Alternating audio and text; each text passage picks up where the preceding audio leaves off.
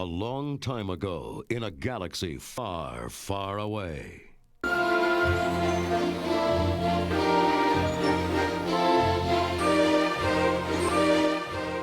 Hello, ears of the world. Hello, ears of the internet. Welcome to Nerd Lives Matter, the podcast for outcasts, where every life matters unless you are being written by Joss Whedon.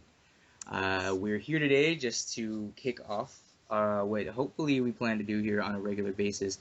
We're here with my hetero life mate, Mr. Dwayne Corsland, the internet's own, I don't know, Obi-Wan Kajouki. I don't know. Fuck it, yeah, something. Yeah, whatever. Do what you gotta do. Yeah. I'm Abraham Rivera, also known as Key Abi Mundi, and not really. But yeah, we're here. We're gonna kick this off. Basically, it's gonna be a podcast that we're gonna be doing, like I said, on a regular basis. Just pretty much going over anything we want to in regards to geekiness, nerdiness, whatever you want to call it, genre stuff. That's my old senile cat in the background. I don't know if you can hear. But we are going to be today, hopefully, talking mostly about Episode 7. As we all know, that's what's on the forefront of everybody's mind, whether you're a geek, a nerd, or not. And we're getting close pretty much to the release date for this movie. And I know there's been a ton of speculation, videos, articles, reviews, whatever. We're going to do our 2 cents, but we're also going to throw in some other information for you, as well as go into stuff that's not just Star Wars. All right? Right. Excellent. Right. So what do you feel about this whole situation? Not necessarily the Star Wars thing, but about the podcast. What do you think we're going to be doing here? Oh, it's something that's really begging to be done, and done well. When we first conceptualized, we had talked about kind of staying away from sort of some of the norms of the nerd podcast world, and how everything's got to be a dick and fart joke and, kind of off-colored humor, and kind of trying to mix in a little derivative, or trying to keep away from being derivative and mix in intelligence with that. And, it works for some people, Kevin Smith, but, you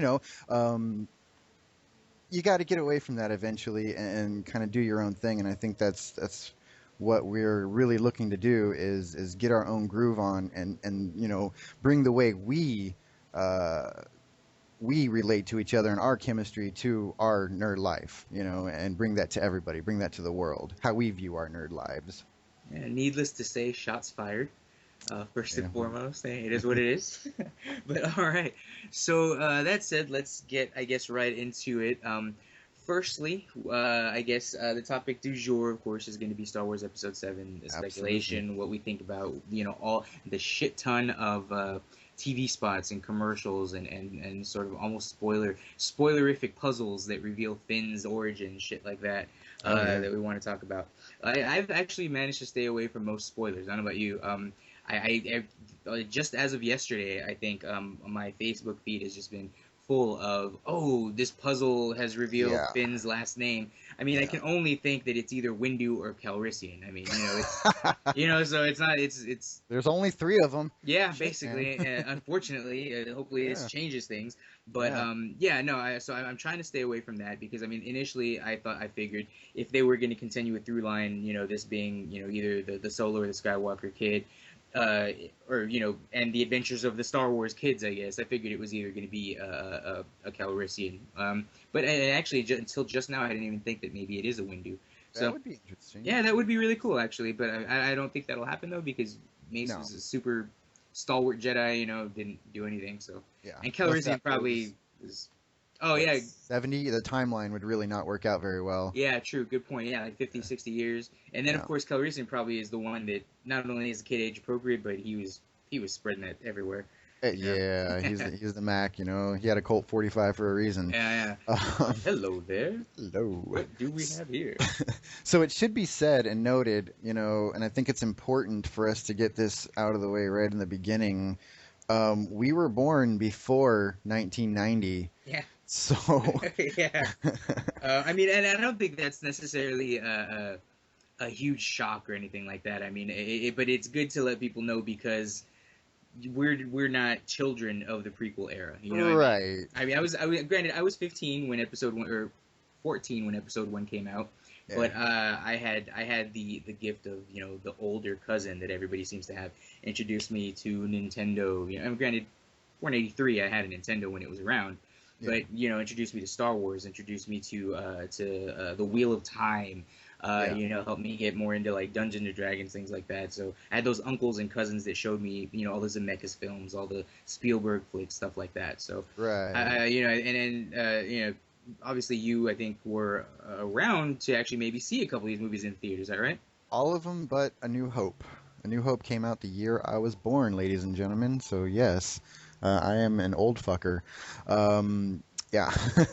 uh, uh, I saw Empire in the theaters when I was a kid, and I saw Return of the Jedi. I was taken kicking. I begged and screamed and kicked to have my grandmother to take me that movie.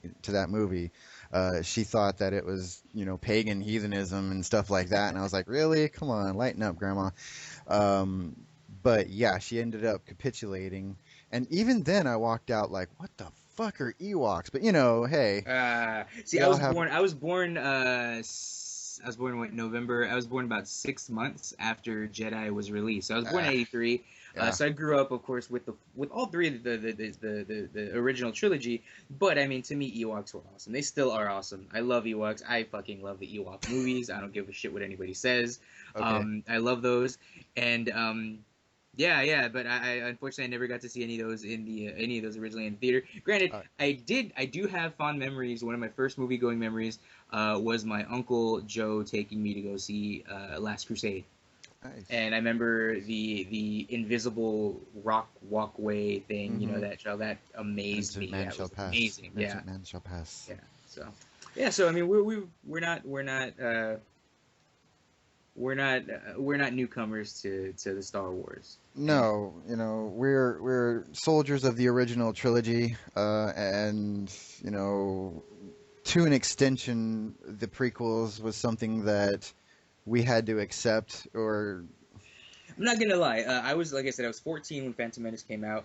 I drank the Kool-Aid. I was all about it, he and to did. this day, I am. I hold that movie in fond regard, just like I do I know the Caravan of Courage and Battle for the Planet of Endor. I know that they're schlock, but it was something that I grew up with. So it's just like Phantom Menace. There's a warm spot in this heart for that movie. Oh, I know, because what was it? We met a good blah, blah, blah, years ago. I could 2000 maybe, about Yeah, 15. 2001, I think, actually. So about Okay. 14 years ago was when Yeah. we met, and this dude was rocking like the episode one backpack, Yeah, and I still yeah, actually it's right over here. I don't want to get up and grab it, but I still have that I same believe you. episode one hat. Like Nice, I've brought it nice, back out. I've dusted it off. I've been wearing it nonstop for the past 2-3 months. nice. Yeah, I love that shit. I Yeah. had the Jedi versus Sith in like a 4X, and I would rock that shit. Yeah. Oh, well, I walked out of the theater like, oh no, no, no, no. But I was from a little older of the era, and it just I was very, very disappointed. I wasn't being trendy or anything by my hate from it. I was actually legitimately. I was like, okay, man, I saw these in the theater when I was a kid, and they were full of wonder and love and what, Jar Jar? No, man. Yeah, yeah. But hey, it was for kids, and that was the thing, and that was something that I could not embrace because I was a little bit older. It was geared for kids, and although really there was a dichotomy there, if you think about it, sure, it was geared for kids, but then you were full of fucking political intrigue up the wazoo that your average 9 or 10-year-old would fall asleep during. So, Yeah.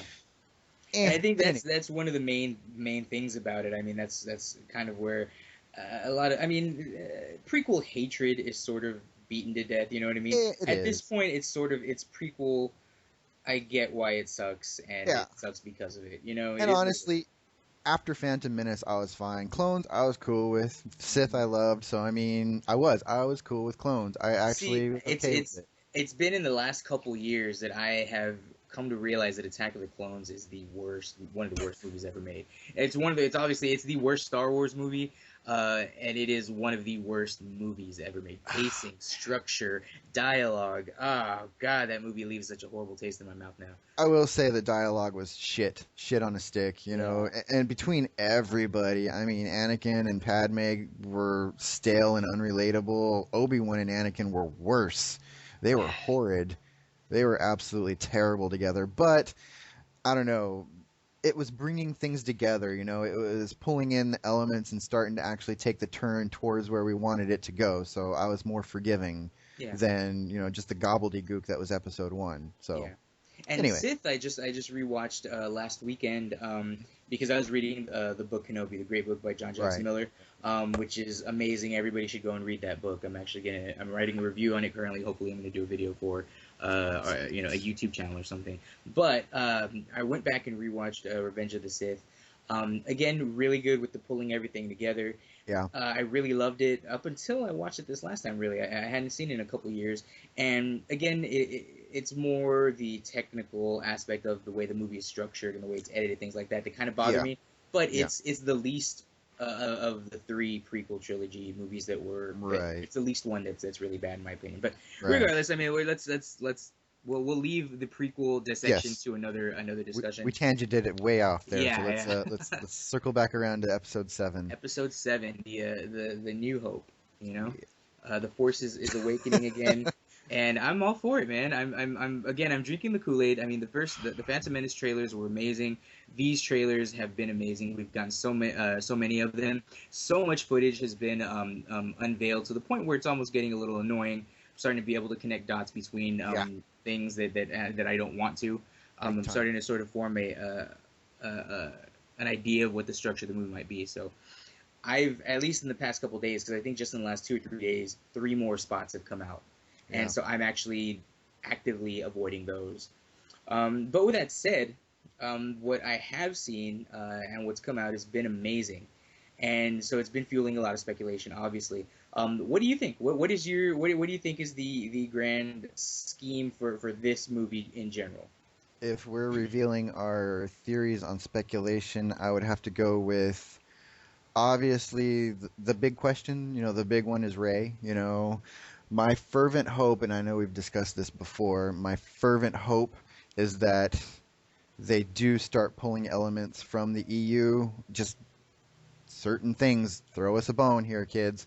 And I think that Rey is probably the best bone they could possibly throw to totally earn absolute forgiveness for them saying that they're pretty much going to destroy the EU and call it Legends. So that being said, I'm going to theorize that obviously Rey is a child of either Han and Leia or Luke. You know, she's clearly going to be an offspring of the bloodline that keeps the story going. And theoretically, if they're keeping with Lucas's vision, because overall, you know, it is a solid vision. Yeah, if the execution was bad, hey, what can you do? But the vision was very solid, and that was about the Skywalker line. It was about the family. It was about, you know, the chronicling of this family that's very strong in the Force. Well, we're going to have elements of Luke in it, of course. But if they're going to be keeping that line running and creating the drama within that line, I would actually think Rey is going to end up a Skywalker. I totally agree, actually. I Yeah. totally agree. From what I have seen, the last thing that I saw that really kind of confirmed this to me was that one little bit where a Han is, here, you might need this. So I don't know why it's less than like a second of footage, but to me that seems really uncly. Yeah. It's I could totally see that. Yeah. It's like, I haven't seen you in your whole life, but I'm your uncle here. You might need this, kid. It's just, More uncle, less dad. yeah. And actually, one thing I wanted to pose to you before we get, I guess, into the meat of what your plot speculation is going to be, is in regards to, you said that if Rey is the offspring of either the Solos or a Skywalker, that might be a bone thrown that would redeem Disney, wiping out the old EU. You know what I mean? Because they could just say your name isn't Rey because, and this is it. Okay. A lot of the little tidbits that we've been given, she was abandoned on this planet Jakku when she was very little which, if we followed Battlefront, one of the first download content that they're going to be releasing is the Battle of Jakku, Right. which happens roughly Right after Jedi, right? right. No. I think it happens. Wait, you're right. Yes, Yeah. around 30 years before what you Episode call it? 7. Yeah. Yeah. So depending on, I don't know exactly how old they're actually going to make Rey, but it would be kind of a good flow if the events of Battlefront ended up leading into Rey being left on Jakku, which then leads, how long has she been there? If she's been there that long, then maybe, just maybe, she's not Rey at all. Who is she? Maybe.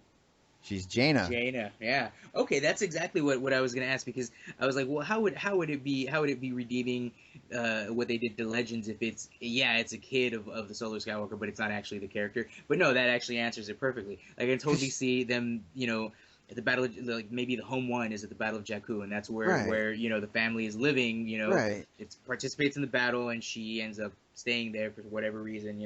Getting left Right. there, presumed dead And or something. Yeah. hey, she was born Jaina, but she doesn't know who she is. She has no concept of her identity before that, so she takes the name Rey, and that's Yeah. on all the packaging right now. And it's a good way to throw people off the trail. Would be my hope.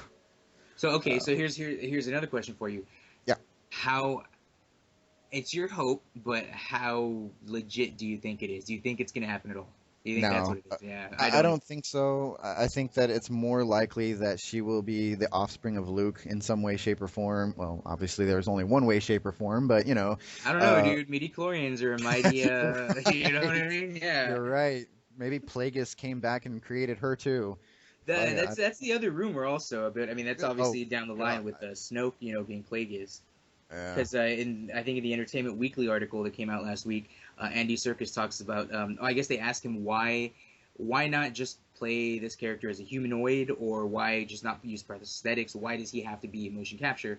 And he says, well, honestly, it's because this character, the shape of his face or his body, it's not humanoid. Hmm. So everybody's saying, well, since Darth Plagueis is a moon or whatever, Yeah. he has that elongated, weird face, and that's what Right. it's fueling speculation, which is one of the things that I really wouldn't want to happen, but it's one of the things that I feel has a little bit more weight to it. It's more grounded. Possibly. I don't know. I couldn't see Abrams going to that, but who knows? Me either. Yeah, I really don't. But then again, he only wrote and directed the first one. Yeah. So Kathleen Kennedy's kind of the driving force behind it. And who knows what she wants to do? Yeah. True. But- Very true. But also, I don't think that Lawrence Kasdan would write that.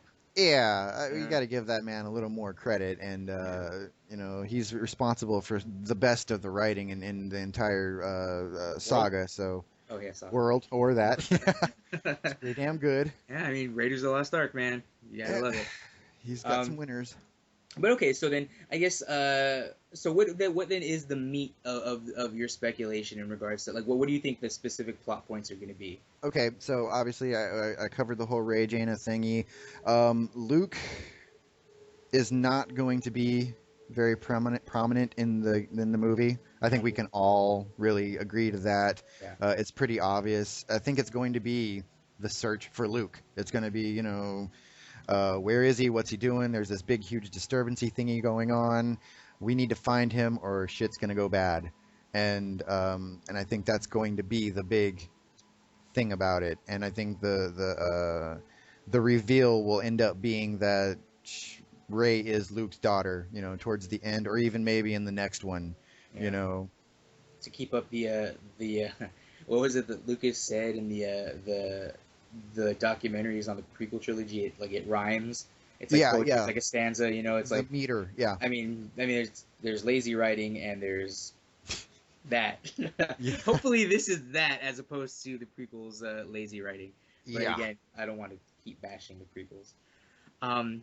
But yeah, so what do you think? Well, who do you think Finn is? What do you think Finn's gonna do? What do you think? How do you think Poe Dameron's gonna fit into all this? I think Poe comes from a very prominent soldier line. I've been reading the what's it called, the Journey to the Force Awakens comics, and they give stuff away that I'm not going to spoil for you. But Interesting. huh? Interesting. Yeah, I haven't read any of the comics. I've only read the one book so far. I'm in the middle of Lost Stars, and it's the and only book. it becomes very obvious, Poe's role or his lineage because it begins. The comics actually begin right after the events of Jedi, so his lineage is extremely obvious right off the bat. Cool. So in that, Poe is actually, from my theories, um, the guy that's going to grow into the soldier leadership role when the war, when this huge war ends up going down. He's going to end up, being the general that Han kind of ended up becoming, towards Jedi, the de facto leader. Um, and Finn, actually, I'm kind of clueless. I really haven't given him much thought because I'm not too fond of his character, to be perfectly honest. He Oh man, I'm seems so stoked for him. shoehorned in. Really, I totally see him as being sort of the jumping off point. I see him as being Well, the platform for everything. he is, but it seems like he's shoehorned in there to give everything just that, just the jumping off, and then where is he going to be for the next three movies? How is he going to function? Well, Uh, see, and I guess having not read any of the background for Poe Dameron, one of the topics I wanted to actually hit this podcast session was where's the love for Poe Dameron? Because I really don't know anything about him. I haven't seen anything really focusing on him. I have everything that I've seen has focused mostly on Finn and Rey. And I kind of see it as the Luke and Leia dynamic without the weird incest overtones, and I see Poe as not necessarily being the Han Solo figure in terms of character traits or personality, but as being the third, I guess, the third part of the triumvirate. yeah, Um, the Xander, Buffy, and Willow. yeah, yeah, good way of putting it. Yeah. And But yeah, I am curious. I'm more curious about anybody than Poe. A, because I don't know much about him, and B, because he's the fucking X-wing pilot. He's fucking Wedge. He's Corin Horn. You know what I mean? Exactly, That's and that's what what I I see. love. Yeah, that's what I love. So I'm hoping that he does more. Now there are those speculations that maybe he is a native of Yavin 4, and there's the speculation that Starkiller Base. Well, it's been pretty much confirmed by J.J. Abrams that the Starkiller Base is a new version of a Death Star. It's Death Yeah, Star yeah, 3.0, yeah, and there's that scene in the second trailer, or the third trailer maybe, where Kylo Ren is has his hand up to his face, and Oscar Isaac's freaking screaming, and then it yeah. cuts directly to that world getting destroyed. I'm in the camp that Yavin 4 is going to get blown up by the Starkiller Base. That's who I Hmm. mean. I think that's going to sort of propel his character um, to do what he needs to do for the resistance, or whatever, the rebellion, whatever they're going to call it. Um, but yeah, Hmm. that's all headcanon though. That's all Yeah, headcanon because I haven't read any of the comics or anything. I'm interested in that though because I do want to learn more about him. I think Oscar Isaac's a great actor, and I yeah, want to love his character because he's an X-wing pilot. yeah. Lamest action figure though. I have to say, lamest action figure. Yeah, Yeah, I wasn't very fond of it either. The only one that I've actually liked so far is Kylo Ren. The rest of them have been very meh. I Not need to get really. a Kylo Ren. I need to get a Phasma, and I got Elo Asti. I If was you gonna don't say know, Phasma's not too bad. yeah, Phasma's dope. Phasma's supposed to be the Boba Fett though. She's apparently not going to have Yeah, a lot to do in the movies, no, but she's going to be in the same vein as sort of the badass that Boba Fett was, just sort of there, mysterious, does her job and gets out. So which sucks because I love Gwendolyn Christie, man. Oh, it's I need to catch up on Game of Thrones. I've only seen the first it's season. she's so great in that show, man. Yeah, She's amazing. Oh that's yeah. cool. All right. So yeah, Well, I in the speculation that I've sort of built up, of course, it's all headcanon, but I've got a little bit more detail here, just in what I think the plot's actually going to do and how the characters, how what I think the, or how who I think the characters are going to act within the context of the headcanon plot that I have. My idea is that Rey is a Skywalker. She's not a Solo. She's a Skywalker. yeah, yeah, I have this idea that Maz Kanata, of course, played by Lupita Nyong'o, she is and things have changed since I've written these notes actually now, because I believe that that castle that is being attacked during that lake scene with the X-wings and ties, I think that's Right. her hideout, and I think that's where all Huh. the flags are and that red robot that Han leads them to. I Hmm. have a feeling that somehow Finn sees an atrocity, doesn't like it, steals a Tie fighter, gets shot down on Jakku. Meets up with Rey. The First Order comes and fucks with him, and they run away. Somehow meet Han. Who knows how they meet Han and Chewie, but somehow they meet Han, and Han's like, "Oh, hey, you're my niece, right?" Or maybe not stated, but it's like, "Hey, I know who you are. Let me take you to Maz Kanata because I think Maz Kanata is looking for her because she needs to find the daughter of Skywalker to help bring Luke Skywalker back from the brink of the dark side. Like, I think that Luke Skywalker has been fucking around with the dark side too much, and it's sort of creating a disturbance, especially since the possible son of Skywalker and Rey's twin, Kylo Ren, is doing the whole Vader fanboy thing. Um, so yeah, I think that Kylo and the Knights of Ren, they are Vader fanboys, like everyone says. Right. They're fucking with dark side shit. And again, Maz Kanata feels that. She's like, "That's not good. Oh shit, Luke Skywalker over here. That's not good. Let me see if I can kickstart this." Um, Pretty much. I mean, now I'm kind of wondering because we've seen all the footage of Finn with the lightsaber. I'm wondering if it's because he's force sensitive or if it's because he is just wielding a lightsaber. It's From obviously what Luke's lightsaber. Yeah. And from what I gathered, my kind of sense of it was that he had no clue what he was doing. He just kind of felt Butch like he had to be the protector, and so he took it and decided he was going to try and play Jedi for a little while. His face when he's on that snow planet. I'm assuming Starkiller Base and Ren's got the helmet off, or Yeah, Kylo, I guess Kylo's got the helmet off. he looks, He looks fucking petrified. yeah, And dumbfounded. Like, yeah, what do I do? yeah, like I'm in for it. Like I'm Yeah, about to get my shit cut off. yeah. Um, I don't think. Yeah, I don't think he has any type of force proclivities at this point, and I would be surprised really if that did come out. yeah, I wouldn't think it's going to. no. How do you think the movie overall is gonna feel? I know it's a real general question, but there's been a lot of talk about the footage of the Chewie We're Home, where it's the same shot composition as that classic, Han Solo with his gun out and Chewbacca with the bowcaster. Yeah. It's composed the same. I just saw a Kotaku article late last night actually, in which they actually break down the nostalgia marketing of this movie, and they sort of broke it down how almost shot for shot from these trailers you can pull something from the original trilogy, and it's almost composed the same way. And Huh. it's not a secret that J.J. Abrams is not only just a huge fanboy of the Coppola, Lucas, Spielberg era. Yeah. He is Spielberg's protege. Like they've done a lot of studying, or he studied under Spielberg, if you want to say. And I, And and I Go oh, ahead. go ahead. Sorry. No, No, no, no. no, go ahead. Uh, I was really just going to agree with you in many aspects. I think he is going to borrow heavily from a lot of the composition of the original trilogy, for one, as well as a lot of Spielberg's work as well. You can kind of see it in his shot composition, but I think he's going to try to, throw in a little bit of what he was doing in Star Trek too. I can kind of see a lot of his style in that. God willing, let us all pray that the ridiculous lens flares won't be too bad. I think, I know I you can think he'll. I probably, think he'll pull back on that. I think he's I aware would that hope. that's totally a J.J. Abrams thing. Yeah, it's become Yeah, a trope, and when it's yeah, become a trope, you need to deal with it. yeah. Yeah. Here's a question actually regarding the whole the fact that he did do the Star Trek reboots.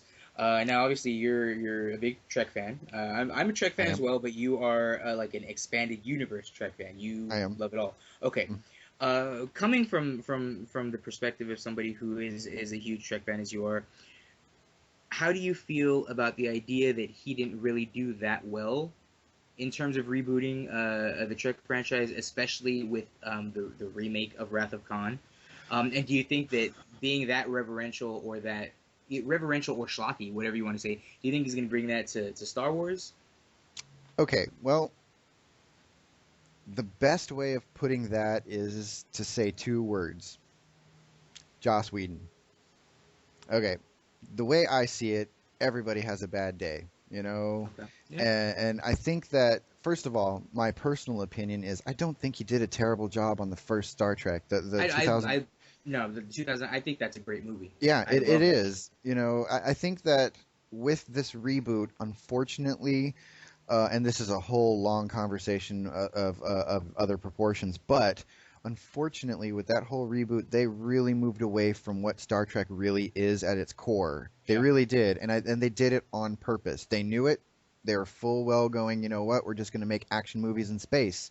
You know, and we're going to take these loved characters, reboot them, and just kind of give it a freshness, which I'm good with. You know, because it needs a freshness. Star Trek has been dead for a very long time. And you know, the message is getting harder and harder to hold up because of the times we live in right now. You know, we don't have the same social problems that we did in the 60s, 70s, hell, even the 80s, and then the reboot of the Next Generation, the 90s. All of those episodes, all of that Star Trek came from a very socially conscious and relevant place. You know, there were these problems back then that don't really exist in the same way now. We've got a whole different set of problems, which they could use. You Yeah. know, there's a Not in lot the of same now. way. I don't want to say I don't want to say that none of those problems exist. As a matter of fact, I think actually a point I wanted to bring up later about The Force Awakens coming out when it is the fact that it is sort of mirroring A New Hope again, in the sense that in the 70s everything was really dark, everything was really bad, there was all kinds of shit going on, wars, just like there is now. Maybe not in the same way, or maybe you know, the hatred and the evil of the world has evolved. But right Well, now we're in such a shitty place. You know, I mean, the stuff that just happened, you know, a week or so ago in Paris. yeah, And now we're getting a Star Wars movie. It's all about hope and being delightful and you know. So I definitely I think that this movie's coming at a good time for that. But I think with Star Trek, I think it was a conscious decision to move away from that, like you said. Like I think that it was, yes. yeah, they don't want to do Wagon Train to the Stars. They don't want to do Horatio Hornblower. They want to do a modern version of Star Trek. They You know want to what I do mean? speed. They want to do Yeah, speed in space is really yeah, where it's at, you know, yeah, and it's because, you know, we have these underlying problems in our society, and it's more, but it's brighter, you know. It's a yeah, weird. Our society right now is this really weird, strange dichotomy, you know. It's like we have this super darkness, but then it's American Idol world, you know. It's sunshine and lollipops and the darkness. If you go back to the 90s, the 80s, it was fucking dark, man. It was, you know, yeah, it was a dirge. So, you know, the mediums reflect that, and I think that's what's happening with J.J. Abrams and Star Trek today. It's more light, it's more off the cuff, and it's more shoot 'em up, you know, yeah, yeah, because that's what it is. That's what our lives are right now, is more shoot 'em up. yeah. We're Call of Duty, and we're the quick fix, And not and only that, but I also think that because we're in such a weird time right now, where there is the all this horrible shit going on, that is mirrored almost by the shit that doesn't matter. You know, the pop shit, the American Idol shit, like you said. yeah, yeah. It's I don't want to say easier, but it's more comforting to have a Star Trek that might not be as heady. You Right, know what I yeah, mean? yeah, and I think Yeah, so. I think that's what it is, and that's why we have all this bubblegum in our world now, and I think that's why we don't have any creative movies now. You know, everything's a reboot, everything's a remake, because we're just kind of on autopilot, you know, kind trying to drift through all of the crap that's going on right now. I think that things have to. I'm sorry, I believe this because I'm a child of the 90s, but I think things have to get darker for our media to get better. You know, yeah, for yeah. I agree 100%. I agree, and that goes back to the fact that every movie in the late 70s was Dirty yeah, Harry, you know, yeah, Apocalypse Now, and then yeah, Star Wars, you know, and yeah, now everything is fucking this hot topic DC universe bullshit they're yeah, doing. You know what I mean? yeah, And no, we need Star Wars. We need um, um, fun. We need yeah, something that's hopeful. You know? yeah. So yeah. But and to answer the second part of that question with a much less complicated answer, Rathacon just sucked. He just I think he just didn't do it very well. You mean the original well, yeah, Revenant or Into Darkness. I'm Oh, sorry, okay. Into Darkness. Yeah, I'm sorry. No, I Rathacon was honestly, great. I didn't realize that there was such a hate for Into Darkness. I mean, call me a naive popcorn moviegoer. I don't think I am. I think I have a pretty good beat, but I haven't watched Into Darkness in about a year. I have it on Blu-ray. I've been meaning to pop both of them in actually, but I haven't. I mean, I thought Into Darkness. I thought it was fun. I thought it was more reverential than just cribbing everything from Rathacon. But then again, I saw it once in the theater and I saw it once when I got it on Blu-ray. You know what I mean? I thought it was great. I thought the whole Alice Eve in her underwear thing that really kind of weirded me out even in the theater. Yeah. But now that I sort of hear what a lot of people are saying about it, it's kind of like, well, it was all an extension of that. It's like, yeah, why did he put Alice Eve in that? Right. Why the whole weirdness about saying that he's not Khan, he's John Harrison. Yeah, yeah. It was all over the place. It was weird. Yeah, it was like just stuff for stuff's sake. You know what I mean? Right. And that's why I brought it back to Joss Whedon, because he's so hit or miss. The man is the most brilliant fucking person in the universe, but when he takes a shit on something, he really takes a shit on something.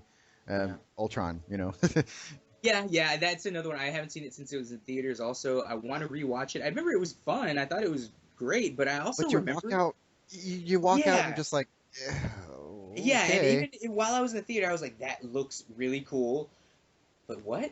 Why are we spending time with Hawkeye's? Like, I get you wanted to redeem Hawkeye for not having shit to do in the first one, but why give him this shit to do? You know what I mean? Right. Yeah. And I think JJ, he suffers from the exact same damn plague that Joss does. We expect so much of each of them, that you're either going to get lost or you're going to get Super 8. It's just. Again, maybe I need to reevaluate my thoughts on movies, because I saw Super 8 just the one time on Netflix. Yeah. I thought it was awesome. It's okay. It's on Bike's movie. It was E.T. You know what I mean? It was the Goonies kind of. It was a love letter to Spielberg, and maybe that's what blinded us to the actual details of what made it bad. That's the problem. And you know what? That's a good point, because actually, now that I'm thinking about it, I don't remember what the conflict in that movie was. Exactly. It was popcorn. It's popcorn, I don't remember what the monster was, or if it was a monster or to be honest, aliens? I don't remember either now. It was It's fine. Shit, man, I don't either. That's how poorly it really struck a chord with me. I remember that it was... the kid that played Kirk as a kid was in it, though. And yeah. Yeah, he was great in that movie. But yeah, huh. So yeah, I know we deviated, but I did answer your question. Thank you, appreciate that. J.J. Abrams suffers from Joss Whedon syndrome. It's hit or miss. Yeah, that's awesome though. I love that. How would you feel about Joss Whedon doing a Star Trek movie, like maybe an anthology or something? Man, I would just love it. I would. I trust him. I'm willing to put my my trust in him, because if he shits a brick, hey, no big. It was still pretty damn good. His bricks are better than most gold. Yeah. So Did you see Much Ado About Nothing? Yeah. Hey, Alexis Denisov, man. Yeah, man. That guy needs to be in everything, honestly. Yeah, he does. Him and Amy Acker's amazing. Yes. Yeah. Man, she was in an episode of Once Upon a Time, and I nearly lost my really? freaking nuts. Yeah. What did she play? She played the Purple Fairy. She played a fairy. Cool, like from the Sleeping Beauty, I guess. No, there's no. Well, I guess there's no. They don't equate the fairies to any one particular story. They're just all part of the Enchanted Forest. Oh, cool. Okay. I think. I But need yeah, to get into that. I mean, I know I'm like 5 years behind, but except everything feels Tinkerbell. really good. Except Tinkerbell. Tinkerbell is obviously Peter Pan, but she is one of the fairies that were in that. It is a good show. It really is. Cool. Okay. But, all right, cool. So we know that hopefully, if it is gonna get fucked up, it might not be fucked up that bad. Right. EU or not EU. Episode 7. But going into that, I guess piggybacking off of the idea of not just the episode 7 stuff, but also the expanded universe stuff. Yeah. Again, of course, when it comes to Star Wars, we're both incredible. We love the EU stuff. I love the X-Wing series. I love the character of Corran Horn. I, Jedi is one of the best books ever written, at least in regards to a cool knight character, a good fantasy story. Yeah. Now I know you are way more invested into the EU than I am. Yeah. You own all the books. You've read them all. Um, Twice actually. I've read them all twice through. I've read them all twice through. I'm so No, cool. no, no, no. Yeah. Uh, Yeah. but so okay, so then you obviously felt way more betrayed than I did in regards to the switch over from expanded universe Knife to the canon to heart. Yeah. yeah, yeah. All right. Elaborate in the words. It's taking every ounce of um, benevolence within my soul to actually really get over that. And I know though there's people out there that are taking up arms. They're ready to commit acts of freaking treason because of this. And metaphorically, not literally. Okay, Yeah. just for Big Brother. All right, NSA, you hear that? Yeah, yeah. It's metaphorical treason. So anyway, it's the royal treason. Uh, but yeah, it was definitely a knife to the heart, and I'm definitely trying my best to kind of see past it because, as you said, man, I've been in the expanded universe from the beginning. So I've had 25 years of content that I really kind of felt was part of that rich universe because Lucas said, "Hey man, make sure all of this stays part of the universe, whether it's canon or not. Make sure it stays there." So in your mind, it's following this narrative for Yeah. 25 years, Yeah. and Yeah. then they come along and they just flush it, and you're just like, "Oh, no." Okay, so before we get into your heart getting ripped out, here's a question that I don't actually, in all the time that we've known each other, all the years that we've known each other, I don't believe I've ever actually gotten this story or asked you about it. What was your introduction to the expanded universe? How did you get into it? What was the first thing what was the first piece of the EU fiction you ever read? What's that whole deal? I was, God, how old was I? Maybe 15 years old, and my good friend, we were getting stoned in his bedroom, and his big brother comes in to get stoned with us. So yeah, I'm definitely revealing way more than I should be, but hey, this It's was 2015. yeah 25 years ago. So come get me. Um, so yeah, he comes in and he's toting this book, right? And I'm like, oh, that's a Star Wars book? That's gotta be lame, dude. The movies are shit. The movies are awesome, but why read the books? And he's like, nah, man, check it out. You gotta check this out. And it was one of the lesser books, not really all that great. It was one of Children the of Twilight or something. no, it was one of the Black Fleet Crisis books. Oh, okay. I just picked up one of those. I want to read those. Yeah. It was all right, but he started explaining the EU to me, and I was like, oh, really? Okay. So I went back and I started from book one. I was like, okay, and at this time, book one there was nothing previous to Heir to the the Empire. Return. Huh? Heir to the Empire, is it? No, that was.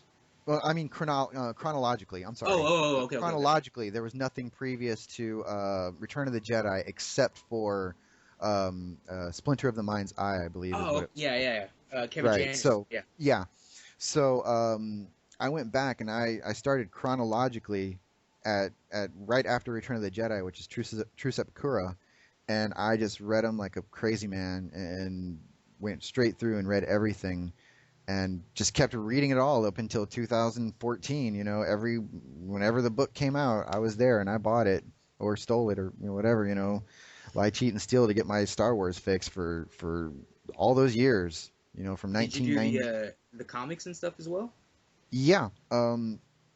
I didn't really like the Dark Empire ones. I think they were. Yeah. They Crimson were. Empire? Because I know Yeah, there's Dark Crimson Empire. Empire. Crimson Empire. Okay, yeah. Yeah. I didn't really enjoy those, but I did kind of like some of the other ones. The X-wing ones were awesome. I loved the X-wing ones. I loved the I did read the Dark Horse ones during the whole prequel era stuff. Yeah, And same here. Yeah. I stayed up on those, but starting way back in the '90s when they were making them, I stayed up on all of those old ones. So I mean, I was absorbing everything EU that they would possibly give us from the beginning of the EU, almost. Do you still have all those comics and everything? I've got many, many, many of them. I don't know if I've got all of them, but I could tell you I've got most of everything. Nice, And nice. yeah, most of the comics I've got in graphic novel. The Crimson Empire, Dark Empire. What is it? The Wedding of Luke and Mara Oh Jade, which yeah, I remember that. loved Mara Jade, man. I'm really gonna miss her. Well, unless they bring her back. I mean, They can't. She's dead. They killed her. oh Oh, no, I mean oh, in the movie, in the Force. spoilers. No, I knew about that. I Not knew there about yet. that. Oh, you knew Yeah, about that? Okay. I knew about that. Yeah. No, but well, maybe our listeners didn't. Thanks, but Oh well, yeah. Sorry, spoilers. retroactive spoiler alert. Um, Yeah, but no, I'm saying in episode 7 or in the new canon, maybe they bring her back. Who knows? that would be interesting. I would not Yeah. object to that because I loved her. She was great.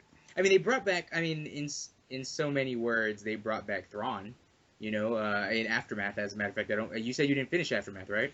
No, they did they? Well, there's I don't know if it's a montage or if it's just one of the small chapters, but they mention I guess the way it goes is they the scene is in a room. There's a an imperial higher up.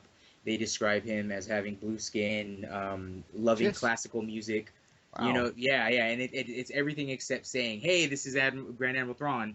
So wow. yeah, they don't That's say him by name. impressive. Yeah, so that's in Aftermath. If you wanted to look that up, I'm probably not going to read Aftermath. Honestly, I mean, every single review I've read has been that it's just a chore. I Yeah. might try to do the audiobook on YouTube or something, but not feeling that one. But either Yeah. way, yeah. So I mean, if Thrawn is back, maybe it would be they could bring Mara Jade back. Who knows? Well, they Um, did say that they're going to actually kind of try and, they're going to filter in some of the EU. It's not like they're ripping its head off and shitting down its neck. No, yeah, they're going to do what they can. So, yeah. And see, and the way I got into, I guess, the expanded universe was, I'd seen Empire Strikes Back. The same uncle that took me to go see Last Crusade also introduced me to Empire Strikes Back. One of my earliest memories is seeing is the cover of the Empire Strikes Back VHS. With the like the painted cover, with Han holding Leia and Yoda's like in the corner. right, right. So I remember that, and I remember watching that, and I remember mostly the scenes from Dagobah, and that was pretty much the extent of it. I remember maybe watching Return of the Jedi also, but mostly I remember when I turned 12 years old, my mom got me the last VHS box set before the special editions came out. It came out in '95, Right. and I watched it and I loved it. I fell in love with it, and it turns out that my cousin Dan was also fucking in love with Star Wars, and so I would go over there to hang out with my younger cousins, but I would end up speaking with him more because at the time I was also just getting into anime. He was really into anime. I was really getting into Star Wars. He was really into Star Wars, and he had all the books. He had Right. all the books. He had the Young Jedi Adventures. He had all the X-wing trilogy, which was only the first 3 books out at that time, and he started actually introducing me not just to the books. Like he wasn't like, here, check out this book. He was a talker, and he is a talker, and he just started telling me about the X-wing novels mostly. That's what got me into the expanded universe was the X-wing novels. He started telling me about Corran Horn, Tycho Selchu. The fact that Wedge was the main character, who I only knew of as that guy that was in the movies, who is now like one of my favorite characters. And so I got into it, through that Christmas, he got me the first 4 novels because I told him, I was like, I went to Walden Books back when Walden Books existed. I was like, and they have a Yeah. sign there saying that there's a 4th one coming because he swore up and down it was just a trilogy. They weren't going to make any more X-Wing books. Little did he know about marketing and money back then. But I Yep. was like, no, there's a sign in Walden Books saying the 4th X-Wing novel coming out. So that Christmas, he actually bought me the 3 books, and he had the 4th one in there. He's like, yeah, you were right. So here you go. So he gifted me those, and I read them, I devoured them, and I started, just diving into the novels at that point. The Thrawn trilogy, Dark Saber. I really like Dark Saber. I know it's not really one of the favorites nowadays, Yeah. but it is whatever. And so yeah, through middle school and high school, I was just this big Star Wars nut. And yeah, and then I met you, and I started. That was right around the time the prequels were coming out and stuff. So yeah, I was Yeah. reading all the Dark Horse stuff at that point, and sort of Mhm. getting into those novels. But when I found out that Disney was buying out Lucasfilm, back when they announced it, like what was it, 2012, 2011, something like that.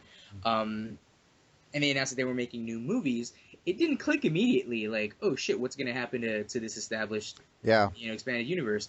And then when the article started coming out and actually posing that question, initially I was like, well, no, they can't do that. They're going to make it work somehow. And then the announcement came like 2 years ago or something. It's Legends now. I remember reading the article and just my heart just whoosh, I was like, it was like Yep. Mace Windu to General Grievous, my heart, and I was initially angry. I was initially fanboy raging. I was in the car with Christina, and I was like, I can't fucking believe this. She's like, what's going on? I was like, just fucking Star Wars. She's like, you're too fucking nerdy, and so, and so. But after like a week or so, I was like, well, I haven't even read all these novels. I haven't read all these comics. It's gonna take me years to read them. I'm still gonna be able to enjoy it. And even at that point, I was like, they're gonna come back to it. There's too much money. There's too much time invested. I'm always the eternal optimist though when it comes to giant corporations and them giving service to their fans, which I'm an idiot for. Yeah. But I mean, yeah. But I mean, I'm what it is. I am enjoying what they're doing. I like the prospect of new canon because it is a platform for further stories and new shit. But also, and I know I've told you this before, and I try to tell everybody when this conversation comes up. But let's see here. Where is it? At Celebration 2015 this year, there was a canon panel with like Leland Chi, Pablo Hidalgo, all those guys, and everybody from Del Rey and stuff. And actually, at 37 minutes in, I timed it so that people can go look up this YouTube video and go about 37 minutes in.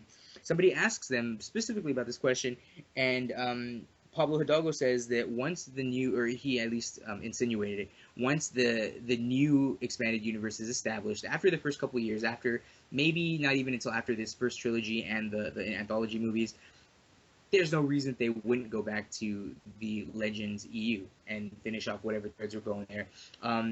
He said, I mean, obviously, money's a good thing, and obviously there's people that want to buy this stuff, and so they'll do it. So I'm anticipating actually, getting back into that, even if it's 5 years from now. If I'm still alive, I expect to see the further adventures of Jaina and all those guys. I don't know if she's still alive. I haven't read Crucible or She any is. of those. Okay, cool, awesome. Actually, a Jedi Master at this point, I think. Nice. Wait, I believe so. Yeah. Cool. Yeah. So I mean, I don't see that. I mean, I think that, and again, I think I even went over this with you almost verbatim, but I think that the vitriol that these fans have that are doing these like comment assaults and Facebook barrages, I equate it to getting dumped by your girlfriend and then just trying to get her back by calling her a million times. What are you doing? Where are you? Who are you with? Right. Like being an asshole, and it's like you're not gonna get him back that way. If you're really trying to demand that Lucasfilm and Disney or pick up, from where they left off on the EU, you're not going to do it by doing that. There's this one YouTuber that I actually really enjoy. His channel's Matt Wilkins. I didn't want to name drop him because I think that his vitriol towards this whole situation is really silly, I'll say. He hates Dave Filoni, constantly eating pieces of bologna, you know what I mean? Like, just kind of being a jerk about it. I love his expanded universe reviews, and I love his videos. I love his love for the expanded universe. But making these videos where you're basically just calling Disney a bunch of assholes, idiots, you're not garnering any favors. And I'm not saying that maybe these really passionate original expanded universe fans are all assholes or are all trying to start fights, but the ones that are, and that's kind of shitty, in my opinion. Yeah, and really, you got to look at it from this point of view. It's over. Certain points are done. You're not going to get them back. If in episode 7, Han and Leia are not together and married, you've lost. There's nothing you can do. Little Anakin and little Jason just didn't fucking exist. Get over it. Yeah. There's just certain things that are not going to happen if certain things in episode 7 happen. So they can say, yeah, we're going to come back to this, that, and the other. Yeah, okay. But there's certain things you're not going to be able to come back from, and people are just going to have to get over it. I mean, I'm going to. Whether it detracts from my lifelong love of Star Wars or not, that's yet to be seen. I'm going in with a 85% open mind, I'd say. Nice. I like that you have it down to a percentile. Yeah, I could even give you decimal points if you really, really wanted. Well, but here's a Because question. I guess going back to the whole Star Trek situation. I mean, granted, the diversion between the two timelines was in a movie, so it was in I guess in a major yeah, piece of canon. Whereas yeah. with the Star Wars thing, if they do go back to the EU, and this is like if Episode 7 is the diverging point, or if I don't know, the first book after Jedi's, I guess Tarkin or Lords of the Sith, whatever. If that's the splitting point for their canon, why is that different than what it is with Star Trek? Because you can still go back and enjoy Next Generation and the original series, Oh, you know? easy. Very easy. Because Star Wars, with Episode 7, they are continuing on the original universe, the original timeline. Star Trek, they flat out said, we are in a parallel universe now. Everything that's happening, they're embracing the theory of, the superstring theory, multiple dimensions, which is Star Trek. Of course, they're going to. Um, Well, so but so is your enjoyment or belief in allowing for two different universes only simply predicated because it was stated, I or because hated there it. was a catalyst point for it? I You know what I mean? hated that idea to begin with, but I accepted it because I can say, all right, if this shit's all happening in an alternate dimension, fine, let it go. I can do that. I can accept the fact that Picard is still old and bald over here. Everything is happening just as it should be in this dimension, in this alternate universe. And Star Trek, they've never made any qualms about beating the alternate dimension horse to death. They've got the mirror universe. They've got, you know, they open rifts. Deep Space Nine, every other week, they were opening rifts to other universes. It was Yeah, crazy. yeah. So it's easier to accept that. With Star Wars, What if there is a short story that explains that it's an alternate universe? Will just that two-page, maybe 2,000-word story, just if that story exists, will that quell everything? you know Do what you will think? quell everything? In The in feeling the you're gonna say something really rude. in the opening crawl after Star Wars, I want to see this is an alternate universe. Is a dark time for the Rebel Alliance. Then everything's okay. What if I it's will be not? What fine. if it's not a text scroll? What if it's like a Monty Python Terry Gilliam cartoon? You know what I mean? Where like, Bigfoot comes yeah, down. Bigfoot comes down and smashes, Jakku and replaces it with New Jakku or whatever. Yeah, that Let's would be hope. that. Yeah. That would be If it great. takes that to do it, then let me fabricate a story and I'll write it and I'll get it all printed out nicely and say, hey, look at this one of a kind limited edition comic book that I found that it says it's an alternate universe. That way you can go in with 100% open mind as opposed to 85%. But when I see written by Abe Rivera, that's going to kind of kill it, though. You got to drop the ego, though, because if I say, man, this is the best thing I've ever written, you're going to be like, I wrote that shit. And then what? I'm gonna There show goes you my credibility. officially licensed by Lucasfilm Limited card that I will have drawn on the back of like a receipt or Oh, something. okay, Yeah, there you go. there you go, yeah. All No, right. but no, I mean fair enough. I mean I get what you're saying. I really do. I don't know. Like I said, for a while there, I was really pissed off about it. I was really angry, nerd boy rage, and all that. And then I just kind of was like, meh, meh. But then again, I'm a fucking Ninja Turtles fan. I'm a Ninja Turtles fan. Every fucking iteration of that show, every continuation, Yeah, it's always a different universe. So maybe yeah, I'm just used to that shit. yeah. I'm used to the fucking Michael Bay Ninja Turtles. Uh, Whew. God bless him. Yeah. The 2003 show, the current Nickelodeon show, which is amazing. Which actually, I was thinking about this earlier. I was watching the latest episode of Rebels just earlier today, and then Still I have fell to see asleep. that. It's really good. And then I after that I put on the latest episode of Ninja Turtles that aired this past weekend, and I didn't finish watching it because I forget what I drank. I drank something with a lot of sugar in it, and Uh, I passed out. But yeah. this season is the Turtles in Space, the Nickelodeon show version of Turtles in Space. The whole third season of the 2003 show was the Turtles in Space. They did the Turtles in Space storyline, obviously in the original comics. Um, the season 4 of Nickelodeon Ninja Turtles feels more to me like Star Wars than Rebels does. And you've heard me fucking praise Rebels from here to Yeah. forever, and I love Yeah. Rebels. I think it's fantastic. I think it's capturing what we needed that we didn't get with Clone Wars. You But turned me Ninja, around on it. yeah, dude, yeah, it's so good. But Turtles in Space right now, it's they're fighting Triceratons, and they're fucking Ron Perlman is this giant mutant space shark that they fought in this episode. Keith Beautiful. David is this like salamander commander, Sal Commander is it called? It's just really really cool. But it's this season. I mean, it's dogfights. It's Star Wars. I mean, there's no hiding it. This is the executive producers season to sort of do the Star Wars stories that they always wanted to do, and it's Cool. really cool because they're not restricted by any kind of Lucasfilm or Disney guidelines or anything. Right. They're just able to fucking do Star Wars with Ninja Turtles, and it's fanboygasm for me, man. I would imagine. Shit. Yeah. But yeah, dude, I don't know all the different universes. I mean, there's always been there's the not the Marvel, the Star Wars Infinities, the manga that came out. There's a lot of the early Marvel stuff is so not canon. It wasn't even canon during the 90s. Don't There's always- even try and. I give up on Marvel. Don't even try and make any sense out of Marvel canon because it's just Yeah. a big clusterfuck. Are you talking about Star Wars, Marvel canon? All of it. All of it. Yeah, Marvel- no, yeah. I would not be surprised, and it would totally it would fit in what they're doing in Marvel right now if one day Spider-Man's web slinging through fucking New York or whatever the version of New York is right now in Marvel canon, and the Millennium Falcon zooms past with Luke fucking urban surfing on top. That You know, would be I awesome. would see it. Because I'd it's- pay for that. I would too, because that would be awesome. But I mean, Marvel is just a clusterfuck right Yeah. now. It'd be cool it's if it was so bad. Styles from Teen Wolf that was driving the Millennium Falcon also. Has to be Styles, man. In Anyway. a Hawaiian shirt. In a Hawaiian shirt, yeah.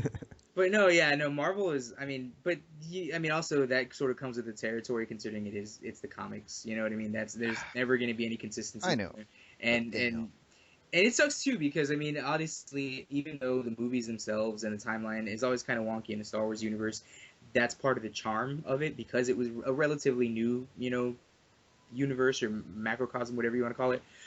Whereas I mean, Marvel has been around for fucking decades and decades, and their continuity is kind of a joke at this point. Trying to maintain something for that long is ridiculous. And they, Well, no, I agree with you in a lot of that, but I also disagree with you in one solid point. Star Wars has always been about keeping a good continuous universe. It's always been about that. I can't think back to a time when they were like, really ever. They were like, this didn't really happen. As a matter of fact, I can think of one instance where they were like, this didn't happen. This was not canon, and that is that novel, Splinter of the Mind's Eye. yeah. They totally and went back and retroactively took it out of canon. Other than that, they have gone through painstaking means to make sure everything falls in line no matter what gets released officially through Lucas.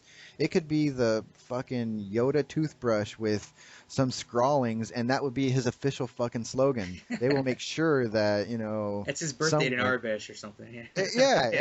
exactly. They'll make sure that it's part of the universe, Yeah. and they just took an axe to it. So I mean, I'm more seeing, Star Wars now in the light of Marvel, and I don't want to see it like that because Marvel is just death when it comes. I mean, at least DC has the good sense to totally wipe everything out. Every 6 months though. Every 6 months now, but Yeah. they used to do it every few years. Yeah. Now it's getting ridiculous, but But no, and actually, I want to real quick back. I think earlier I said this Splinter of the Mind's Eye was Kevin J. Anderson. It's Alan Dean Foster. you're right. Yeah, Yes, yeah. you're absolutely right. It is. But Yes. actually, going to that, I mean, you're absolutely right in terms of like, yes, even earlier you said that it was Lucas mandated that everything be connected. However, Lucas himself is one of the greatest architects of the wonkiness and the continuity. Yeah, I mean, you know what I mean? Even if it Fair wasn't enough. necessarily straight up contradictions, it was inserting shit into these little open slots that were so ill fitting that it just might as well have been a contradiction. You know what I mean? Yeah, Midichlorians, fucking Midichlorians. midichlorians. What else? Fucking R2, R2, D2, and Obi-Wan's never relationship. never fucking that is- remembering.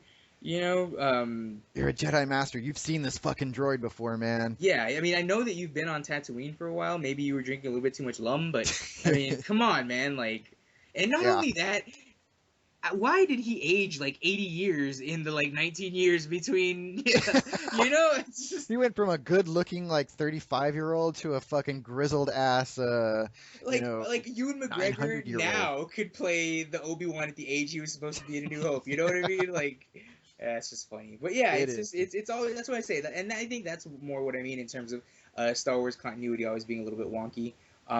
And that's again that's kind of the charm of it. You know, it's charming when it's Star Wars. It's annoying when it's really anything else except Doctor Who. But that's because Oh yeah. Doctor Who's been, you know, Yeah. Doctor Who is king of them all, man. They've been doing it for way longer. They can muddle that up. yeah. Only I think the only thing that beats or the Doctor Who or the closest thing I guess to Doctor Who in terms of not just longevity but also kind of fucked up continuity would be Star Trek in my opinion. You know what I mean? I mean it's the 50th anniversary for Doctor Who was 2 years ago. 2 years ago I think, and you know the 50th anniversary for Coming up. Trek is next year. So I mean Yep. it's, you know it's almost there. And I think honestly I think Trek has continuously gone on more than Doctor Who did because there was like that 16-year period between 1996 and 2005 when there was no Doctor Who. Yeah. And there was, I think it was 89 was when the last Doctor Who series aired until the 1996 Fox TV movie that ended up becoming canon. So there was a lot of years Yeah. where there was actually no Doctor Who.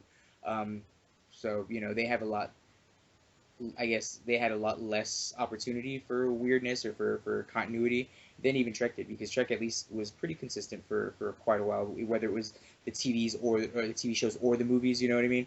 Because there Right. was, it was 67 when the show got canceled, and then the Yeah. first movie came out, what, 79?